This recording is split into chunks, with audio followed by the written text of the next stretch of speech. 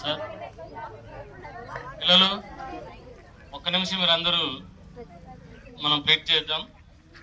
భారతదేశ ప్రజలమైన మేము భారతదేశాన్ని సర్వసత్తాక సామ్యవాద లౌకిక ప్రజాస్వామ్య గణతంత్ర రాజ్యంగా స్థాపించాలని ప్రతి పౌరుడికి సామాజిక ఆర్థిక రాజకీయ న్యాయాన్ని ఆలోచనలోను భావ ప్రకటనలోను నమ్మకంలోను విశ్వాసంలోను ఆరాధనలోను స్వేచ్ఛను హోదా మరియు అవకాశాలలో సమానత్వాన్ని కల్పించి వారందరి మధ్య సోదర భావాన్ని పెంపొందించి దేశ సమైక్యతను కాపాడి వ్యక్తి గౌరవాన్ని పరిరక్షించాలని